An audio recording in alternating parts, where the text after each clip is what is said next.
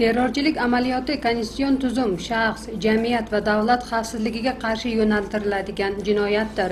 Uni tashkil qiluvchilarning asosiy maqsadi tinchlik va barqarorlikni oradan ko'tarish, vaziyatni murakkablashtirish, davlat boshqaruvi qonuniy tuzilmalarini zaiflashtirishdan iborat. Odatda terrorchilik hujumlari dushman tomonidan juda qulay, maxfiy va ayyorona tarzda ishlab chiqilib, amalga oshiriladi. Natijada jinoyatni tahlili oshkor qilish, jinoyatkor unsurlar va ularning bevosita topshiriq beruvchilarini javobgarlikka tortish aksar vaqtlarda o'nlab yillarga cho'ziladi. Yuksak malaka mas'uliyatini ko'rsatish tufayli Tojikiston Respublikasi Davlat Milliy xavfsizlik komiteti tergov idoralari tomonidan 1996-yili Islom tiklanish partiyasi terrorchi ekstremistik partiyasi a'zolari tomonidan amalga oshirilgan terrorchilik hujumi tuguni yechildi.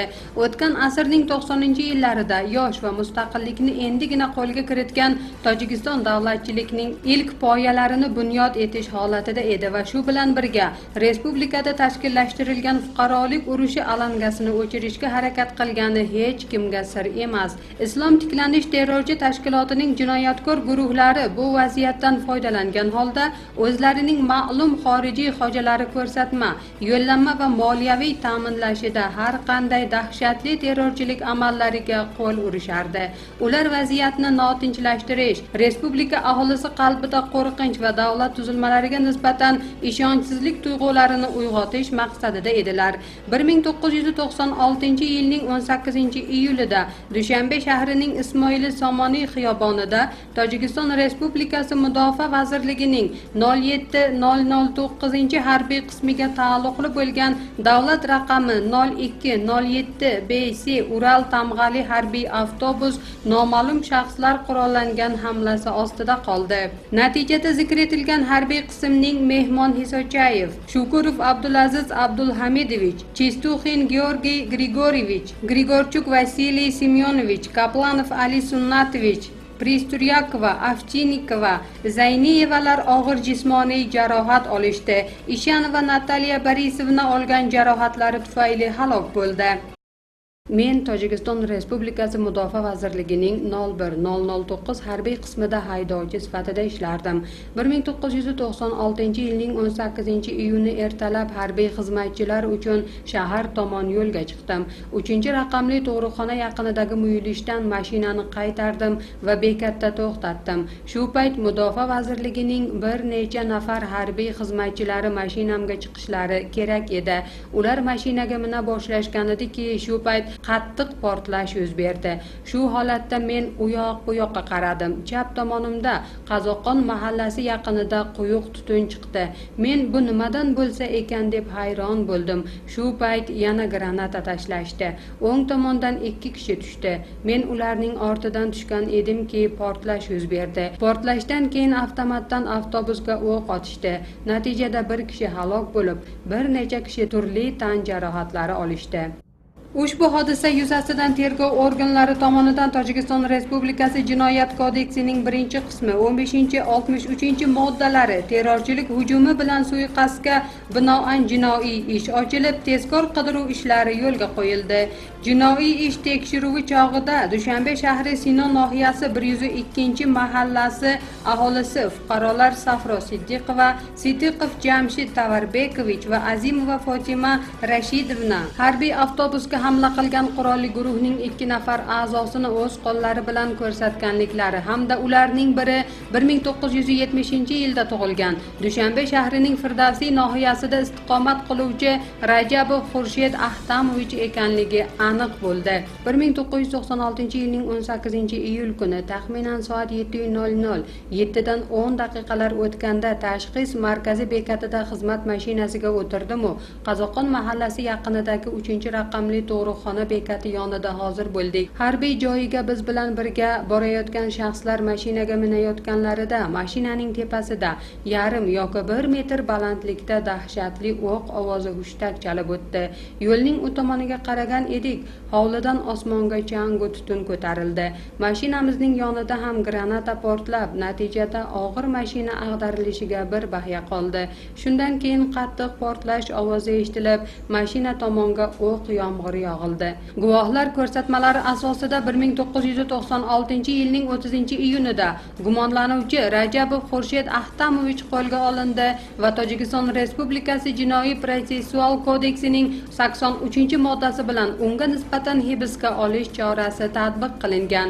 Ammo Rajabov Xurshid va uning jinoiy sheriklari guvohlar Safro Siddiqova, Jamshid Siddiqov va Fotima Azimovani o'qotar qurollar va oila a'zolarini yo'q qilish tahdidi bilan avval bergan ko'rsatmalarini inkor etishga majbur qilishgan.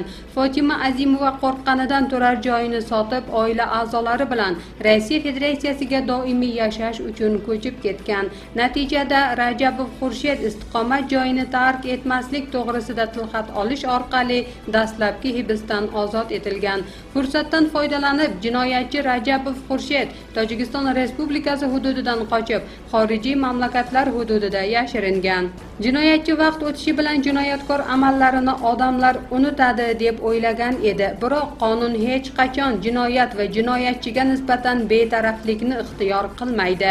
Rajabov Xurshid Ahtamovich 22 yil muddatga jinoiy qidiruvda edi va unga nisbatan tezkor qidiruv choralari o'tkazilardi. 2018-yilning 26-iyun kuni Rajabov Xurshid Tojikiston Respublikasi hududiga boshqa nom-familiya bilan kirish chog'ida Tojikiston Respublikasi xavfsizlik organlari xodimlari tomonidan qo'lga olindi. Unga nisbatan jinoiy ish doirasida avvalgi guruhlar qaytadan so'roq qilindi. 1996-yilning 18-iyul kuni xizmatga ketayotganimda 103-mikrorayondagi 3-raqamli tug'ruqxona yaqinida noma'lum shaxslar bizga hamla qildi. Granatomyot portlashi ovozi eshitildi. Avtobusning tagida granata portladi. 40-45 soniyadan keyin avtobus o'q yomg'iri ostida qolib, natijada bir kishi halok bo'ldi va 9 kishi jarohat oldi. Shaxsan mening o'zim o'z joyimdan jarohatlandim. Granata parchalarining izi haligacha qo'limda ayondir. Mana bu va shu yerda. Xurshid Rajabov o'z ko'rsatmasida 1993-1994-yillar Islom tiklanish terrorchi tashkilotining Alisher, Abdullo va Shamik, boshqa nomlari Shamil va Shams kabi Dushanbe shahrining 3-avtobaza, Dok va Chexov ko'chalarida istiqomat qiluvchi 3 nafar a'zosi bilan tanishgani, ular uni o'zlarining jinoiy guruhiga kiritganliklarini qayd qildi. Guruh rahbarligi Alisherning zimmasida edi. Ular hamisha o'zlari bilan qurol olib yurishardi. Islom tiklanish partiyasi a'zosi ekanliklarini yashirishmasdi va Xurshid Rajabovni ham bu partiyaga a'zo bo'lishga moyil qilishdi. 1996-yilning 18-iyul kuni ertalab uyqudan turgandim. Taxminan soat 7larda o'q ovozi eshitildi. Yana urush boshlandi deb o'yladik.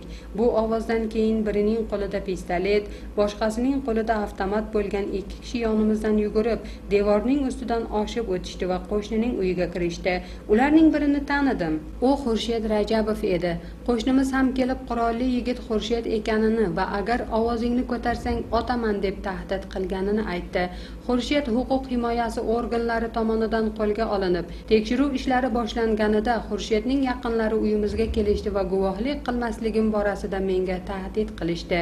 Xurshid Rajabovning aytishicha, bu 3 nafar Abduhalim Nazarzoda va o'zlarining iborasi bilan Hoji Halimga yaqinliklarini muntazam takrorlashardi. Alisher hamisha Hoji Halimning yoniga ketardi va guruh a'zolariga uning maxsus topshiriqlarini yetkazardi. 1996-yilning 18-iyulida uyqudan turib, ko'chada 2 kishini ko'rdim. Biri sariqdan kelgan, baland bo'yli, oq ko'ylakda va ikkinchisi qora kiyim kiygan Xurshid Rajabov edi. Oq ko'ylakli so'roq qildi. Xurshid pastda nazorat qilib turdi. Shu payt Xurshid kelishdi deya qichqirdi. Shundan keyin sherigi menga e'tibor bermasdan Xurshid tomon yugurib ketdi. Ular bitta granatomyotni o'sha tomonga bo'shatishdi-yu, 2 ta granatani ham havoga otishdi. Keyin avtomat orqali o'q uza boshlashdi. Hovlida yurgan onam ularni ko'rdi. Onamning aytishicha, devorning ustidan sakrashib qo'shnining uyiga qochishibdi. Xurshid Rajabov qo'lga olinganidan keyin sheriklari kelib, onamga qurol bilan guvohlik bersa, butun oila a'zolaringni otamiz deya tahdid qilishdi. Harbiylar joniga suiqasd bilan bog'liq holda Xurshid Rajabov Alisher vositasida Hoji Halim topshirig'ini olib, 2 kecha kunduz mobaynida harbiy xizmatchilar avtobusi yo'nalishini o'rganadi hamda uning Dushanbe shahri 102-mahallasidagi yo'nalishi, harakati, soat va daqiqasini aniqlaydi va rejasini Alisherga beradi. Bu ko'rsatma oxiriga yetkazilgandan keyin Alisher Xurshid Rajabovga 300 Amerika Qo'shma Shtatlari dollari berib, uni Hoji Halimning yonida ish bilan ta'minlashga va'da beradi. 1996-yili Chexov mahallasi pivo zavodida ishlardim. Yonimga Shamak keldi. U Chexov mahallasida yashardi. Hol ahvol so'rashgandan keyin yaqinda sen uchun yaxshi bir ish topaman deya va'da berdi. Bir necha kundan keyin Jiguli 06 rusumli mashinada 2 kishi kelib men bilan tanishdi. Birining nomi Alisher va boshqasining nomi Abdullo edi. Ular sendan ko'p ish talab qilmaymiz deyishdi. Bizga faqat Tojikiston Respublikasi Mudofaa vazirligining avtobusi soat nechada kelishi va soat nechada ketishini ayt deyishdi. Men buni hamma bilishini aytdim. Ular qanday yo'l bilan, qanday kelishi va ketishi haqida aniq reja asosida kerak deyishdi. Bir kundan keyin yana o'sha mashinada Alisher va Abdullo keldi. Shamak yo'q edi. Mashinaning ichida Mudofaa vazirligi avtobusining borish-kelish rejasini cho'ntagimdan chiqarib, avtobus 82-mahalla muyulishidan aylanib, 102-mahalla tomon harakat qilishi, 3-raqamli tug'ruqxona muyulishidan past tomonga maktabgacha borishini tushuntirdim. Ular rejani olishib, menga 300 Amerika Qo'shma Shtatlari dollari berishdi va biz Islom tiklanish partiyasi a'zolarimiz, komandirimiz Hoji Halim bo'ladi. Sen hech narsadan qo'rqma, qo'mondonimiz baquvvat kishi deyishdi. So'ngra Abduhalim Nazarzodaning navbatdagi ko'rsatmasiga binoan Xurshid Rajabov jinoiy maslakdoshlari bilan 1996-yilning 18-iyunida Mudofaa vazirligi harbiylari avtobusiga qurolli hujum uyushtiradi. O'q otish va hodisa joyidan qochish chog'ida voqea guvohlar Xurshid Rajabovni boshqa jinoiy sheriklari bilan ko'rishadi. Ayni paytda ushbu terrorchilik amalida qo'li bo'lgan boshqa jinoyatchilarga nisbatan tezkor qidiruv chora-tadbirlari davom etmoqda. Islom tiklanish partiyasi terrorchi ekstremist tashkiloti rahbarlari a'zolarining dahshatli terrorchilik hujumlarini rejalashtirish va amalga oshirishda qo'li borligi yana bir marta isbotlandi. Shunga qaramasdan bu terrorchi tashkilotning qochqindagi rahbarlari va g'arazli xorijiy hojalari haligacha o'zlarining bu yovuz niyatlaridan voz kechishgani yo'q. Biroq ular sodir etgan xiyonat va jinoyatlari hech qachon pinhon bo'lib qolmasligini bilishlari kerak. Zero 22 yil ilgari sodir etgan qotillik amallari bugun oshkor bo'ldi.